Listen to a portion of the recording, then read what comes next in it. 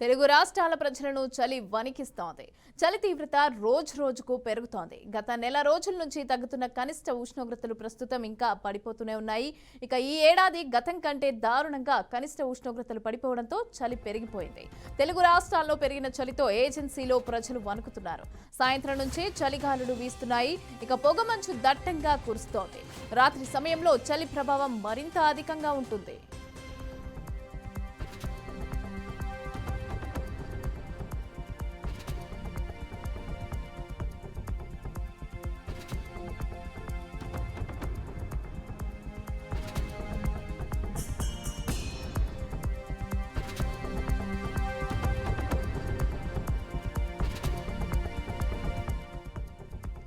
చలి కారణంగా పొగమంచుతో ఉదయం పూట దారులు కనపడటం లేదు. దీంతో పలు చోట్ల వాహన ప్రమాదాలు చోటు చేసుకుంటున్నాయి. ఇక ఏపీలో విశాఖ ఏజెన్సీతో పాటుగా రాయలసీమ రీజియన్లోనూ చాలా చోట్ల 12 నుంచి 20 డిగ్రీలకు కనిష్ట ఉష్ణోగ్రతలు పడిపోయాయి. గతం కంటే 3 నుంచి 4 డిగ్రీల మేర ఉష్ణోగ్రతలు పడిపోవడంతో చలి తీవ్రత మరింత పెరిగింది. ఇక రాత్రి సమయాల్లో కనిష్ట ఉష్ణోగ్రతలు మరింత తగ్గుతున్నాయి. ఇక పగటి ఉష్ణోగ్రతలు సైతం 30 డిగ్రీలకు మించటం లేదు.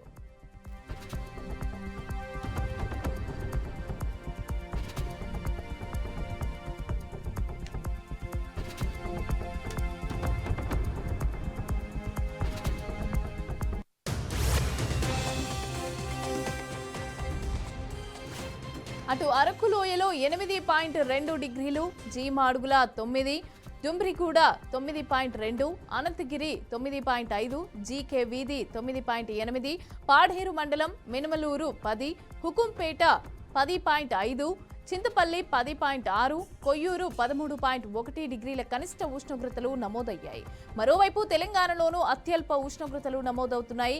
ఇక తెలంగాణ ఆదిలాబాద్లో కనిష్టంగా 8.2 డిగ్రీల ఉష్ణోగ్రత నమోదైంది.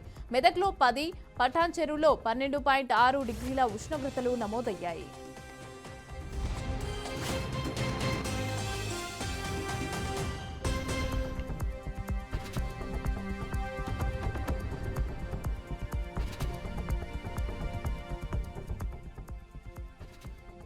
దట్టమైన పొగమంచుతో వాహనాలు వెళ్లేందుకు దారులు కనిపించడం లేదు. చాలా ప్రాంతాల్లో ఉదయం 10 గంటలు దాటితే గాని మంచు వీడటం లేదు. చలికి చల్లగాలులు తోడవటంతో ప్రజలు ఉక్కిరిబిక్కిరవుతున్నారు. దీర్ఘకాలిక ఆరోగ్య సమస్యలు ఉన్నవారు, వృద్ధులు, చిన్నారులు చలికి వణికి తీవ్ర ఇబ్బందులు పడుతున్నారు. ఉదయం ఉద్యోగాలకు వెళ్లేవారు, రైతులు, కార్మికులు, ఇతర పనులు చేసుకునేవారు సైతం బయటకు వెళ్లడానికి జంకుతున్నారు.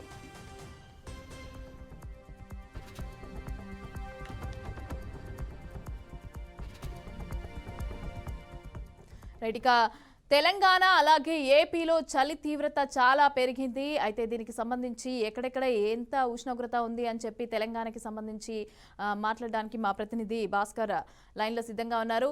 భాస్కర్, చెప్పండి, తెలంగాణలో చలి తీవ్రత ఏ విధంగా ఉంది? అయితే ఏ జిల్లాలో ఎంత కనిష్ట ఉష్ణోగ్రతలు నమోదవుతున్నాయి?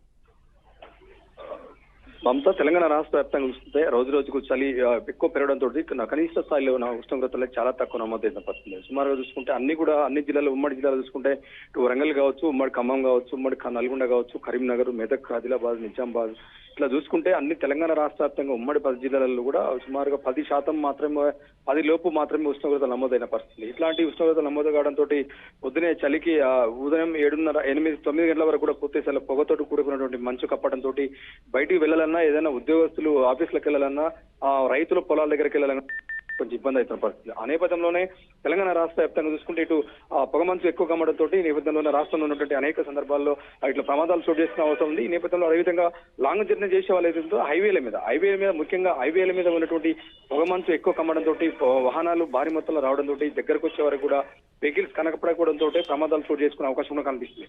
ఇట్లా చూసుకుంటే ఇటు వ్యవసాయ పనులకు వెళ్ళే కావచ్చు, రైతులు కావచ్చు, ఉద్యోగులు, ప్రైవేటు ఉద్యోగాలకు వెళ్ళే ఆఫీసులు కావచ్చు, కొత్తేసాలో ప్రమాదం చోటు చేసుకున్న పరిస్థితి ఉంది. కాబట్టి ఇప్పుడు అంటే కనీసం ఉష్ణోగ్రత కూడా 10% కూడా నమోదు కాకపోవడంతో ఇటు చలి పెడుతుంది, ఒక పక్క చల్లగా పొగ మంచు తోటి కూడా ఎదురుగాలు చూడడం చోటు పెద్ద మొత్తంలో ఇబ్బంది అవుతున్న పరిస్థితి.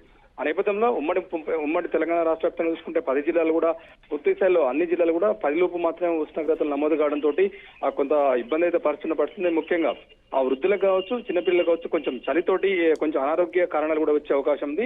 ఇప్పటికే డాక్టర్లు చెప్తున్న పరిస్థితి చలికాలం కాబట్టి కొంచెం జాగ్రత్తగా ఉండాలి.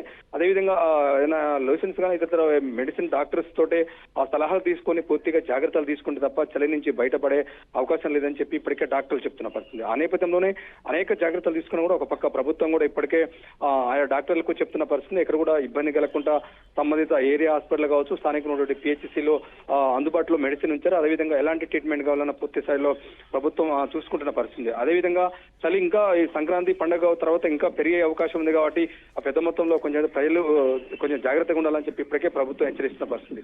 ఆ నేపథ్యంలో చూడాలి మరి కొంచెం ఉదయం 10 తర్వాత తప్ప బయటికి వెళ్ళలేని పరిస్థితి. ఆ నేపథ్యంలో ఇటు ఎండపూడ కావచ్చు కొంచెం చలి కూడా ఎక్కువ ఉండడంతో పూర్తి స్థాయిలో కొంత ప్రజలైతే ఇబ్బంది పడుతున్న పరిస్థితి ఉంది. Mamata. Right, thank you Bhaskar, thanks for the updates. Right, ఇక అదే విషయానికి సంబంధించి తెలుగు రాష్ట్రాల్లో కూడా చలి పంజా విసురుతోంది కాబట్టి ఇప్పటిదాకా తెలంగాణకి సంబంధించి ఏ విధంగా ఉంది చలి అనేసి అని చెప్పి మాట్లాడడం జరిగింది. అయితే ఏపీలో సిచ్యువేషన్ ఎలా ఉంది అని చెప్పి డీటెయిల్స్ అందించడానికి మా ప్రతినిధి విద్యాసాగర్ సిద్ధంగా ఉన్నారు. విద్యాసాగర్, చెప్పండి. తెలంగాణలో అయితే చాలా కనిష్ట ఉష్ణోగ్రతలు అయితే నమోదవుతున్నాయి. అదేవిధంగా ఏపీలో పరిస్థితి ఎలా ఉంది, దానికి సంబంధించి చెప్పండి. రైట్ మమత, ఏపీలో ఆంధ్రప్రదేశ్ లో చూసుకుంటే విభిన్నమైన వాతావరణ పరిస్థితులు ఉన్నాయి. ఒకవైపు చలి పంజా విసురుతుంది. ఇదే క్రమంలో కూడా బంగాళాఖాతంలో ఉపరితల ఆవర్తనం ఏర్పడింది. దీని ప్రభావంతో ఆంధ్రప్రదేశ్ లో రాబోయే 2-3 రోజులు అంటే సంక్రాంతికి కూడా వర్షాలు కురిసే అవకాశం ఉంది కొన్ని చోట్ల అని చెప్పి ఇప్పటికే వాతావరణ శాఖ తెలియజేసింది. బంగాళాఖాతంలో నైరుతి బంగాళాఖాతంలో ఈ అల్ప ఆవర్తనం కొనసాగుతుంది. సముద్ర మట్టానికి 3.2 కిలోమీటర్ల ఎత్తులో విస్తరించి ఉంది. ఉపరితల ఆవర్తన ప్రభావంతో ఇప్పటికే కొన్ని చోట్ల ఇటు ఉమ్మడి నెల్లూరు జిల్లా కావచ్చు, చిత్తూరు జిల్లాలో కావచ్చు నిన్న కూడా తేలికపాటి వర్షాలు కురిశాయి. ఈ రోజు అంతా పొద్దున్న నుంచి కూడా పొడి వాతావరణం లైట్ గా పొగమంచుతో నిండిపోయి ఉంది.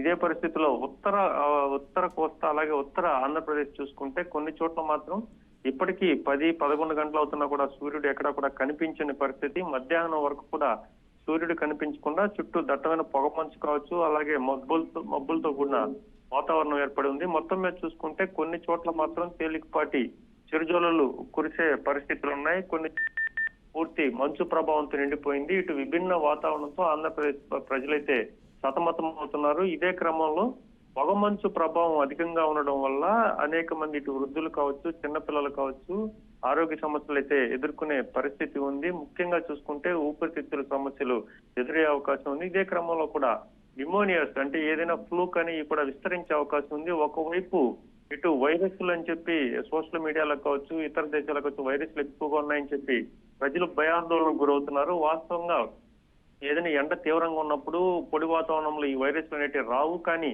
ఇలా పొగమంచు చల్లటి వాతావరణంలో వైరస్ విజృంభించేదానికి అవకాశాలు ఉంటాయి. మరీ ముఖ్యంగా ఎక్కడైనా వాటర్ స్టాగ్నేషన్స్, పరిశుభ్రత లేకపోవడం, డ్రైనేజ్ సరిగ్గా లేకపోవడం ఇలాంటి సమయాల్లో దోమలు చాలా వేగంగా వృద్ధి చెందుతాయి. ఈ దోమల వల్ల, దోమ కాటు వల్ల అనేక వైరస్లు కావచ్చు, ఇలా ఇంకా డెంగ్యూ కావచ్చు, చికెన్ ఇలాంటి ఆరోగ్య సమస్యలు కూడా వచ్చే పరిస్థితి ఉంది. కాబట్టి మొత్తం మీద ఈ వాతావరణ పరిస్థితులు అనేక న్యూమోనియాలకి, అనేక ఫ్లూస్ కి, అలాగే అనేక వైరస్లకి అనుకూలంగా ఉంటుంది. ఇటువంటి వాతావరణ పరిస్థితులు మరో వారం రోజుల పాటు కొనసాగే అవకాశం ఉందని చెప్పి వాతావరణ శాఖ తెలియజేసింది.